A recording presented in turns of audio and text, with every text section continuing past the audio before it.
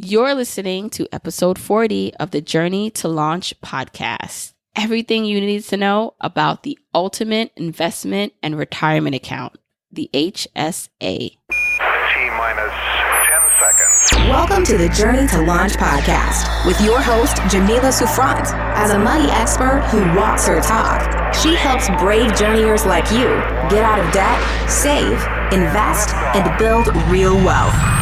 Join her on the journey to launch to financial freedom in 5, 4, 3, 2, 1.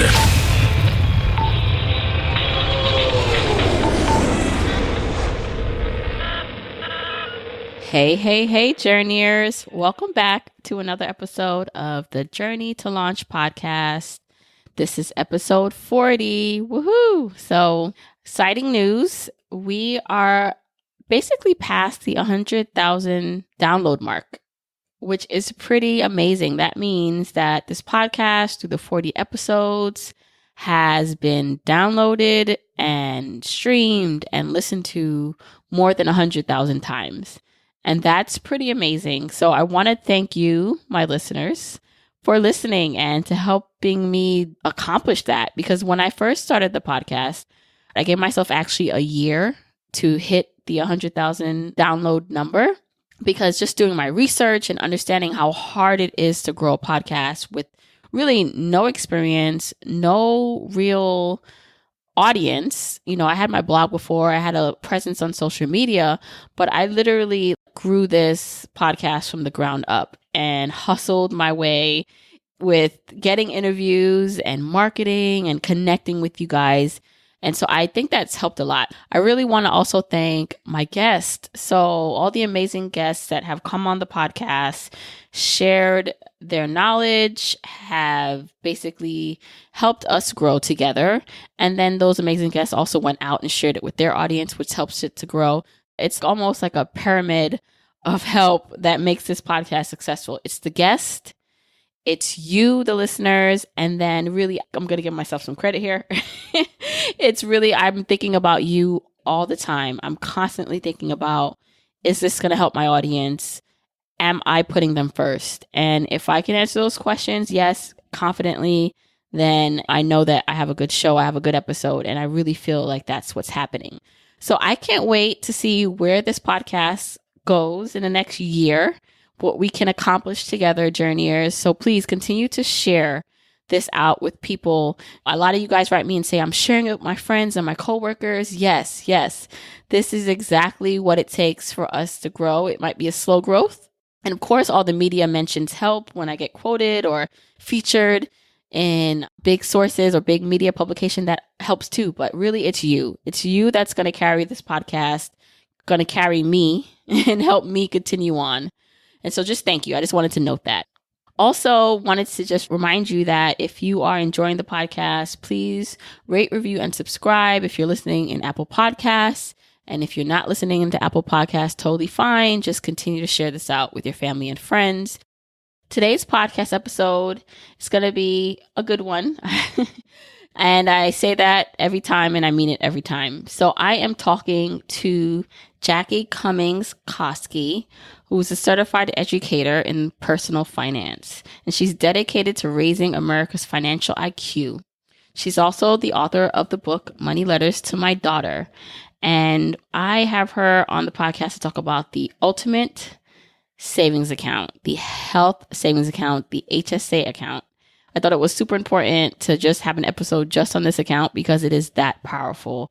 And if you have access to one, if it makes sense for you, you should definitely know about it and then find out how to invest in it. So that's what Jackie's going to talk all about. Just a little bit more about Jackie. She is an influencer and leader in the financial literacy space. She can be seen as a repeat guest on CNBC's Closing Bell, where she shares her perspective on the stock market. And what I really liked about Jackie's story is that she walks the talk. So she herself, not only is she an HSA expert and knows a lot about it and can help us understand it better, but she also invests a lot of money in her HSA. And so she is actually on track to reach $100,000 in her own HSA account And she's going to share how she did that and why she started to invest that way. And she's also on the early retirement track, which we find out about later here in our conversation, which I think will be really good to hear kind of her story about what she's doing and how she's reached to where she's reached.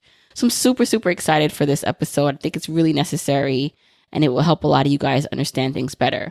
Also, stick around for the end of the podcast. I have some more updates, but any show notes that you want to get or anything we talk about in this podcast, you can go to journeytolaunch.com/episode 40 to get links to anything. All right, let's jump into this conversation with Jackie.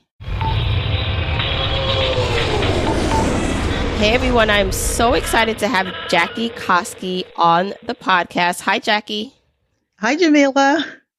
So we are going to be talking all about HSA accounts, health savings accounts, because they're such a powerful tool when you know what they are and how to use them in financial freedom and in personal finance. And I wanted to have you on because I consider you, from what I know about you and just what you've been able to do with your HSA account, an HSA expert. So please tell everyone just a little bit about yourself and what you've been able to accomplish in your own HSA account. Well, I am Jackie Cummings Koski, and I am author of the book called Money Letters to My Daughter.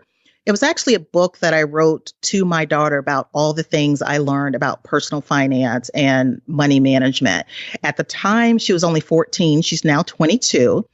But I basically learned so much through my journey after growing up very, very poor. My dad had 6 kids, single dad raising 6 kids. We had it pretty tough growing up. So I learned everything I could about money and investing and things like that. And again, I just wanted to share all that with my daughter. So as I get very close to my financial independence, the health savings account has been a tremendous tool for me to be able to get there and have peace of mind in terms of health insurance, because that's something that scares a lot of us, to making sure that we have the proper coverage and things like that. So as I reach my financial independence, that doesn't concern me quite as much anymore because of my health savings account. Right. How much do you have in your HSA account now?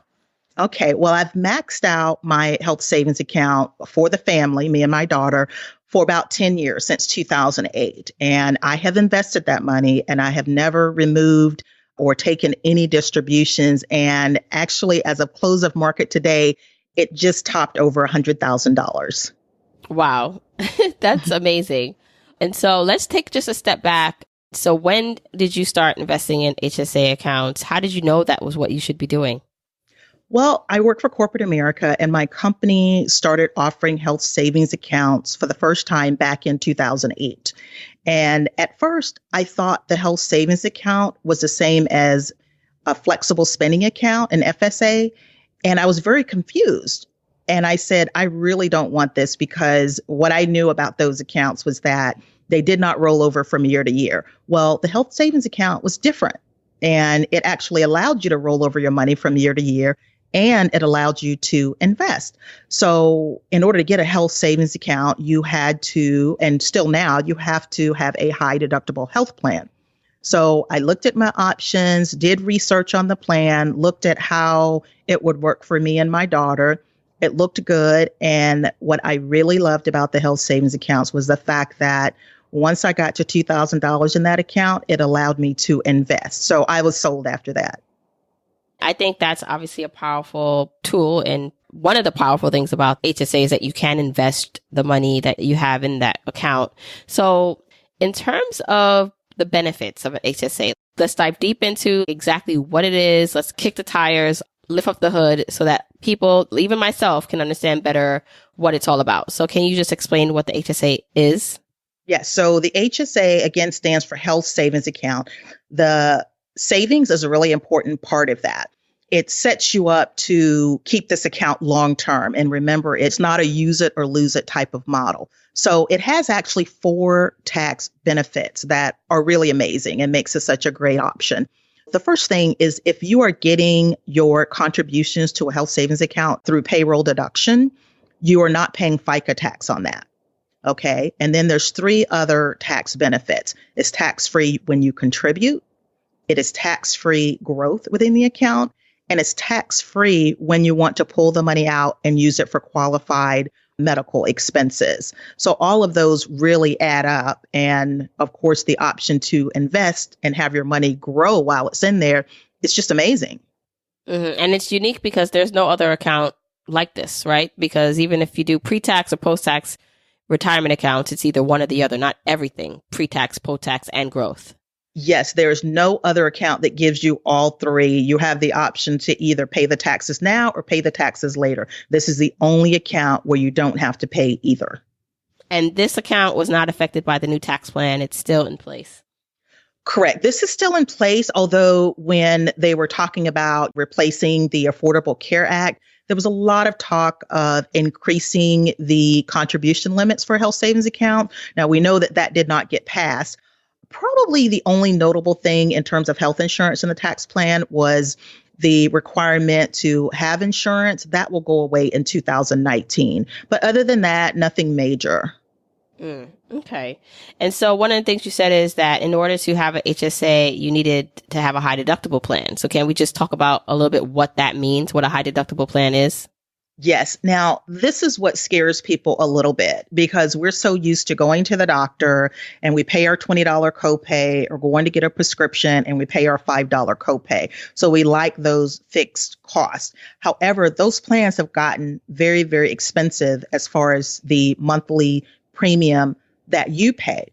With a high deductible, you're pretty much paying out of your pocket until you reach your deductible, and the deductible is higher. However, the premiums for a high deductible plan is usually much lower, sometimes as much as 10 times lower than what you would pay for a traditional plan. And the premiums are the monthly payments that would come out of your check every month. Exactly. Those are sunk costs. So for instance, most of us just went through open enrollment. So we got a ton of choices this time. Honestly, over the last, I think 2 years, we only had the option of 3 different high deductible plans. So I didn't even have a choice at that point. But this year, I guess the company said, okay, we're going to let all these insurance companies go for our business and we're going to offer our employees more options. So I chose, it's called the Bronze Plan, but it's basically a high deductible plan with a health savings account. My annual premium for me and my daughter is $900 a year. That's the money that comes out of my check. Now, the first plan that is a traditional plan where you do your copay and things like that, that plan was $9,800 a year. So that's 10 times more than what my high deductible plan was. And this was the options at your job. It was either the 9,800 or the 900 high deductible. Yes, those were not the only options. We have the little metal chart where it's bronze, gold, and platinum. The one that I gave you, the $9,800, that was the gold plan. So we had all these choices. And my daughter and I are very low consumers of healthcare. We hardly have any expenses. We average maybe $200 a year. So the deductible part doesn't really bother me. And I just happen to be able to benefit from that. But I don't really care so much about the deductible because most years we never even get close to even the low deductible. So I took advantage of that. If someone is considering now an HSA account, first they do need to have access to a high deductible plan through their employer, correct? It does have to be a high deductible plan. It does not necessarily have to be through their employer. They could obviously purchase healthcare on the exchange if they're an individual or a contractor or something like that. Okay. In general, it works just the same way then if you have a high deductible plan as your regular health insurance. You pay a premium every month, but if you have to go to the doctor, you just pay higher expenses out of pocket. That's correct. So here's a comparison. So if you have a traditional plan, every time you go to the doctor, you may pay a flat fee of $20, $30, whatever. With a high deductible plan, you are more aware. And a lot of times these high deductible plans, they're called consumer driven healthcare because it forces you to pay attention to the cost of the healthcare services that you're receiving because you're paying out of your pocket. So for instance, I think my daughter went to the doctor this year out of pocket. That cost us about $116. So it was $116 versus maybe $20 or $30. But again, Jamila, the difference in the premiums alone still makes it worth having that high deductible plan. And also the high deductible plan doesn't mean you pay for the cost of what the doctor visit is, right? Like, so the doctor could bill that the visit really is like $700, but it's not that you're paying $700 each time you go. It just means you're paying a little bit higher than what you would pay if you had a regular health insurance plan. Well, here's how it kind of works. So normally you're going to pay out of pocket for whatever your service is until you reach your deductible. So I guess possibly there could be something that costs as much as $700, but for a regular doctor's visit, probably not that much. But what you do get, having whatever health insurance you have, is you get the negotiated rates. So for your example, if something is normally $700, well, my insurance company may say, well, our negotiated rate is only $150. So that's all this consumer is responsible for. Now, and do you get that all like in a prospectus before you sign up? So is that one of the things to ask for if you are considering an HSA? Like, what are the things you should consider so you know all the costs you're getting into? Okay. And Jamila, that part is so important. Even though there are guidelines on these high deductible plans and how they should be structured, there's a lot of specifics that are designed by each health insurer. So you have to look at those things. So probably the three most important things are going to be, what is the premium? In my case, my premium was $900. That's a great deal. That got my attention already. Then the second thing is going to be the deductible. How much do you have to spend in order to reach your deductible? Is it lower, like $1,000, or is it higher, like $5,000? And then you want to look at your total out of pocket. So that's the maximum you will have to pay before the insurance company takes over. So if you have something catastrophic like cancer or something that's going to cost you a lot in healthcare, that's when that out of pocket will be important. So those are at least three things you really want to look at and compare. And my company actually had a very comprehensive tool that allowed us to compare plans and check our doctors. That's another thing. And with any health insurance, whether it's high deductible or not, check and make sure your providers are included, the hospitals you want to be affiliated with, and the physicians that you want to be affiliated with. So you do have to do your research and comparison. And even though I love having all these choices, it does make you have to do a little more research to make sure that you're picking the best one. Mm-hmm. In terms of the deductible, when you meet the deductible, so say you spend up to your deductible amount, that's not the same thing as out of pocket. That's not the same thing as reaching your out of pocket expense. No, it's not. With a high deductible plan and some other plans as well, but mostly with a high deductible, you are paying out of your pocket 100% until you meet your deductible. There are a few exceptions, like I can go to get my annual checkups. That's free. And there's a few other things that are absolutely free. But other than that, I'm paying out of my pocket. I pay the negotiated rate, so it's not necessarily rack rates, but they are my insurance company's negotiated rates. I pay that out of my pocket. And so until I meet my deductible, I don't even get the benefit of my co-insurance. So again, there's a lot of terms in the medical field. The co-insurance just says this is a portion that I have to pay. So I have to pay only 20% after I meet my deductible. So that's where the deductible break comes in. But then after your deductible, you're paying only 20% of what the services are. Still, you have an out-of-pocket max that you can reach where the insurance company says, okay, now we're going to kick in and take care of the rest. We're not going to let you pay more than this amount total, even with your co-insurance and all the other benefits. So that really helps when it comes to a high-cost illness like cancer or something like that. Because that was my next question is, for example, I'm pregnant. And so, I'm expecting to have a child this year. Just the thought of maybe switching to a plan that's more high deductible, God forbid anything happens, or the risk, or just having a baby, like the cost that would be on the family, that would be a concern for me. So are there things that people should consider that maybe it's just not the best thing for them to go into a high deductible plan at a certain point in their life, or depending on just their health profile? Yeah, that's a really good point because, again, this health high deductible plan and the HSA only worked for me because I'm a very low consumer of healthcare. Certainly anything catastrophic can happen, but you're not going to have catastrophic issues every single year.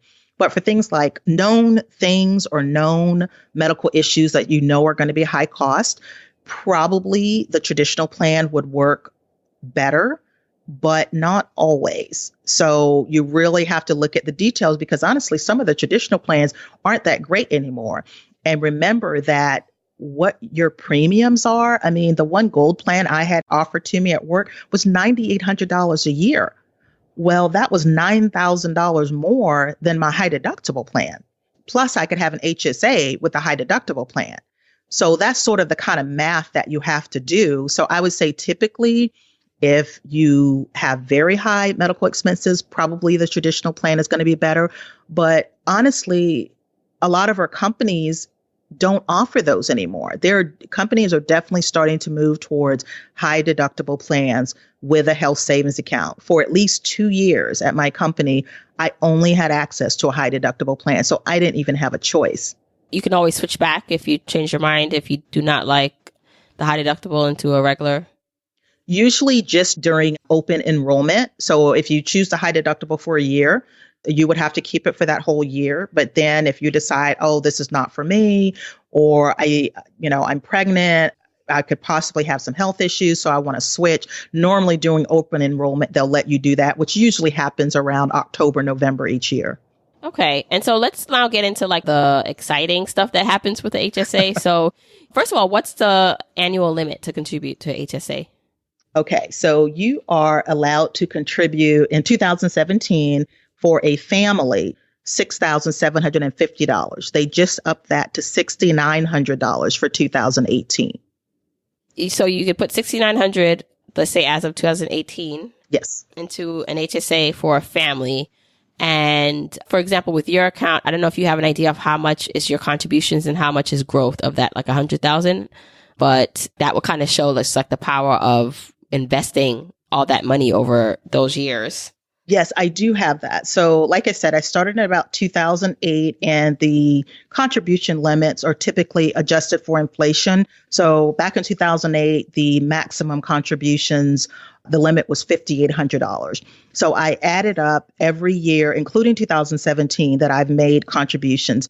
Every year I did the max for the family. And just to define family, it only has to be you and one other person. So either you and your spouse, or in my case, me and my daughter. So I was able to take advantage of the family, even though it was just me and my daughter. So that was nice. So total from 2008 to 2017, my contributions were $59,800.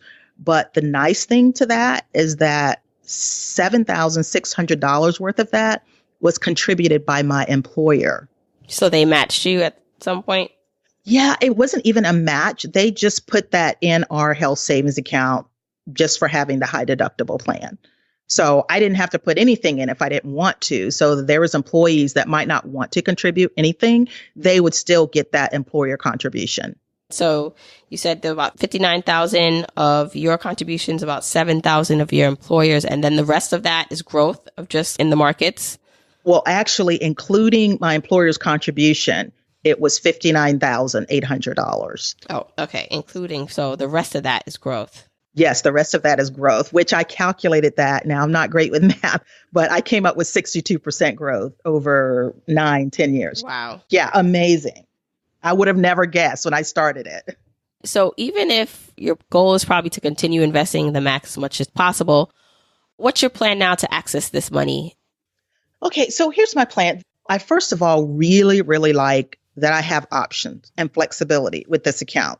So I could obviously use it for healthcare and expenses today, but I can pretty much pay out of pocket. Like I said, my average between me and my daughter is about $200 a year. So I just pay that with cash out of my pocket.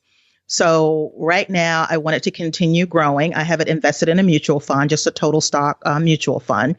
And I think I'm just going to let it ride. Again, you can't always predict what's going to happen with your health. So obviously, if something catastrophic happened, I probably would decide to use some of that money, maybe, maybe not. But I would like for it to continue growing. I plan on retiring pretty soon here, very, very early in my 40s. And so I'd like to use that for all of my healthcare expenses once I become financially independent. And that's just another bucket of money that I can pull from. So if I decide that I don't want it for that, or I don't need it, or I don't have any healthcare expenses, that money will continue to grow and it can stay in that account.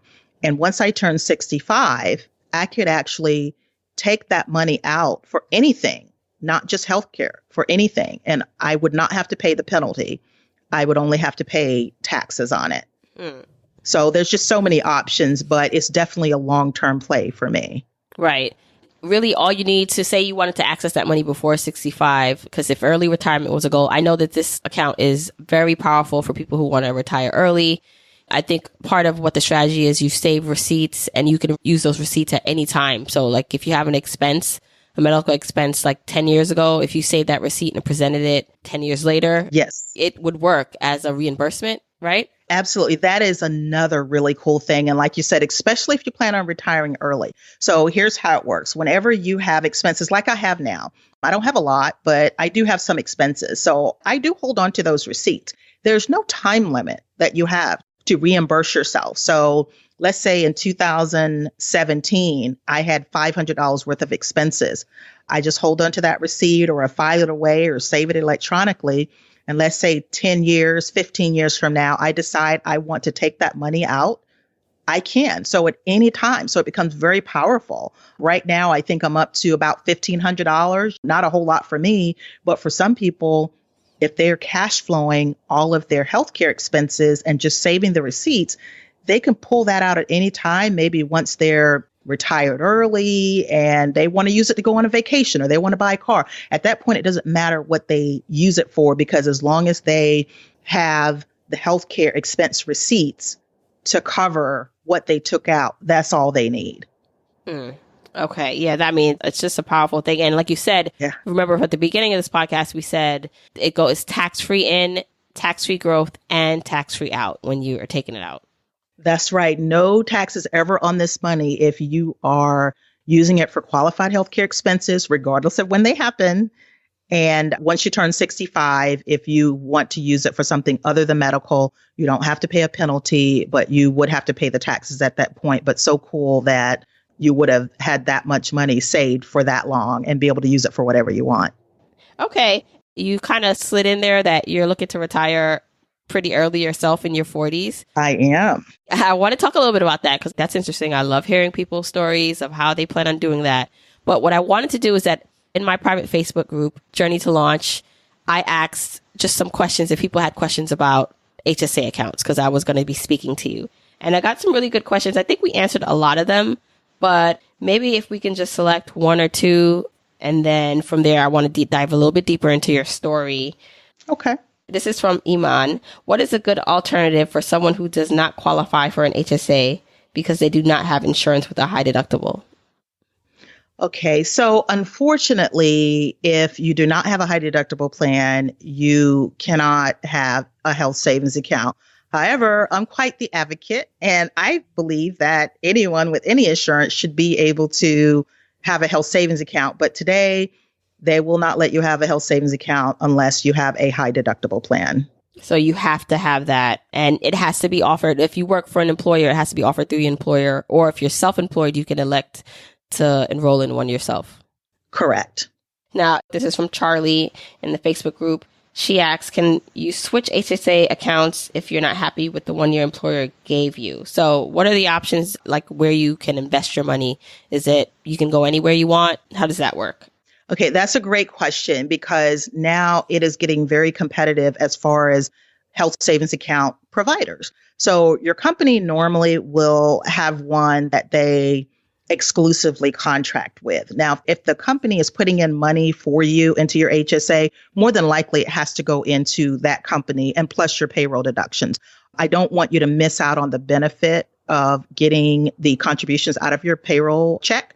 So once you do that, once you have the money in that health savings account with your company or wherever, you can move that money anytime you want. It's portable, it follows you, and you're not locked down with that particular provider. So for instance, my health savings account provider, I'm pretty happy with because of the mutual funds that they offer. But if I didn't like the investment options, I definitely would have taken advantage of moving my money from that provider to another one outside the company. So you totally have the ability to do that. And I say shop around.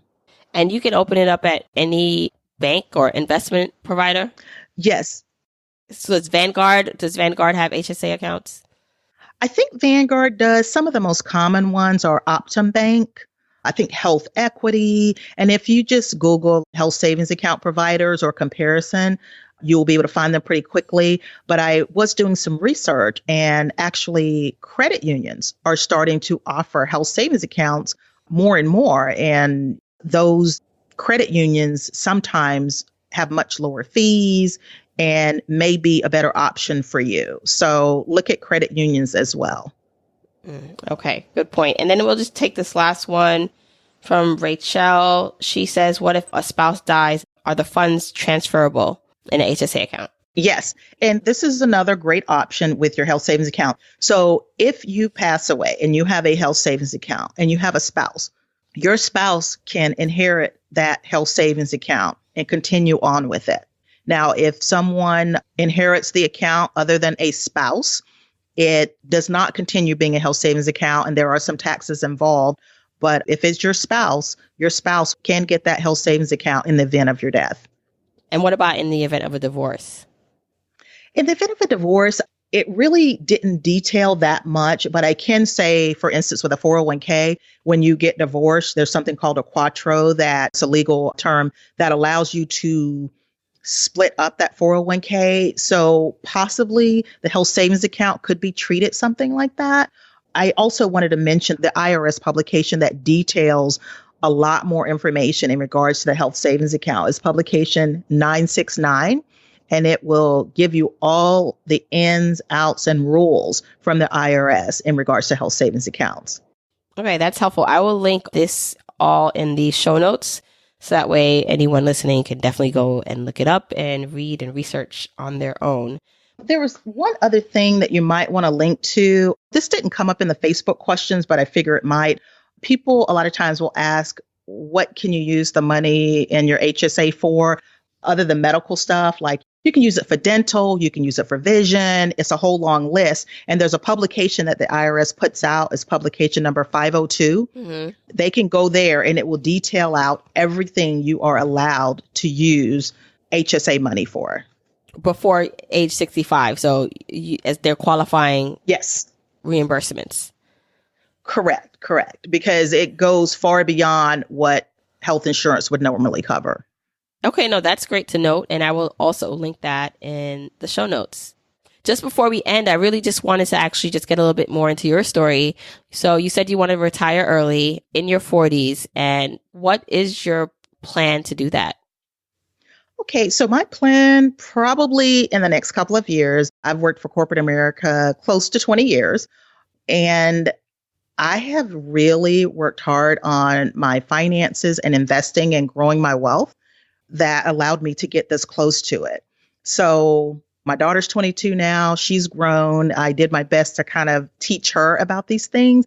But for me, I kind of have a bigger vision of what I want to do. I just feel like there's just some other contributions I want to make to the world that don't really deal with corporate America. But I really had to have my finances in order to feel comfortable to make that leap. And so are you also, in addition to your HSA, maxing out all your other investment and retirement accounts? Oh, absolutely. Probably for about the last 10 years, I max out my 401k, which is in 2018, that's $18,500. I get a very generous company match. If I put in 7%, they put in 9%. Oh, wow. That's great. Yeah, it's pretty good. I got a tiny little pension there, but that's just sitting there. And then I also max out my Roth IRA every year, which is $5,500. So I've maxed out those two retirement accounts and my health savings accounts for about the last 10 years. And that has gotten me to just about where I need to be in just a couple of years. So I'm pretty happy about that. So you're on track to retire early. And then, like you said, really start just doing what you want to do. Yeah, absolutely. It's a great feeling. Wow, that is so inspiring, Jackie. So thank you so much for sharing your story, sharing your knowledge. Where can people find you if they want to know more about you, learn more about HSAs and just everything you're doing? They can go to my website, which is moneyletters2.com. That's the number 2. I have a lot of information there, and you can read a little bit more about my story. Also, my book is titled Money Letters to My Daughter. That's available on Amazon or anywhere else you get books. And I'm also on Twitter at Money Letters too. So you can find me in either of those places. All right, great. And I will definitely link all your contact information in this show notes for this episode. And I just want to thank you so much again for coming on the show. Thank you, Jamila. I really hope you enjoyed that conversation with Jackie. I thought it was really necessary to have this because, again, it is, if you understood her and if you got what she was saying, this is truly a powerful account, a really great tax advantage account that allows your money to work for you. And she went over so many great tips and facts about it. So, again, hope you enjoyed this more technical episode about HSAs. And I mentioned this a couple times already in previous podcasts, but this is the type of topics and master classes that I will have in the membership program. So the membership, again, it's great to hear this information on the podcast, but sometimes you need workbooks and you need to ask questions and how things relate to you. And so I'm looking forward to bringing master classes like this about HSAs and other things to life in the membership program. So if you are interested in learning more about what this membership program is all about, just simply go to journeytolaunch.com/membership and you put your name and email in and you just sign up for the wait list. So that way, when I start sharing some more information about it, you are the first to know about it. Again, that's journeytolaunch.com/membership.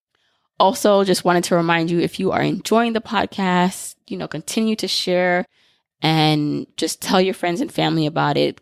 Continue to DM me, leave the comments. They matter. I read every single one of them because I want to understand what you guys like, what maybe you don't like, what you want me to do more of. It truly helps me make this the best it can be. If you listen in Apple Podcasts, don't forget to rate, review, and subscribe. You guys are amazing. Thank you, everyone who's already left a review in Apple Podcasts. Again, it's your way of repaying me for all this knowledge. If you're getting any knowledge, which I'm sure you are, right? It really allows me to see that this content is affecting you and helping you grow. Another update. So I know it's been a while since I did a solo episode. So no guest, just me giving you an update about my life. So I actually am going to have that in a couple weeks because, as most of you know, I am pregnant, I'm in my last month, and so it's been crazy. And so I really actually, when this episode comes out, I'll have a couple more days to actually work in the office. Then I'll start working from home for a couple weeks. And then in May, I'm due beginning of May, like right in the beginning, I am going to be giving birth again. So I want to just update you guys on what's happening. So stay tuned for that solo episode coming out in a couple weeks so you guys can hear more about me and what's been going on behind the scenes. I'm also excited to announce that for Financial Literacy Month, I am partnering with the Brooklyn Borough Hall office. So if you're in New York City, if you're in Brooklyn, they are having an amazing financial expo on April 26th. That's Thursday, April 26th, where I will be featured as a speaker. And we'll be talking about a whole bunch of fun topics. So if you want to come out, if you're in New York City, if you're in Brooklyn and you want to meet me, you want to come out, definitely save the date. April 26th. It's in the middle of the day. My presentation starts at 1, but the expo goes from 11 to 2. So I'd love to see you there. For more deets on the event, go to journeytolaunch.com/episode 40. That's the show notes for this episode. I will link the event and you'll find more information there. I'll be talking about it a bit more as we get closer to the date, but just wanted to put it out there. Again, remember to follow me on all social media as Journey to Launch. Also, I have a private Facebook group. We can connect so much more there, talk about the episode. I can get to know you. You can get to know me. So join at journeytolaunch.com/community or just type Journey to Launch in Facebook and you'll find me there. All right, Journeyers, I'll speak to you next week. Oh, and thanks so much again for allowing me to hit 100,000 downloads. Woo! All right, speak to you next week.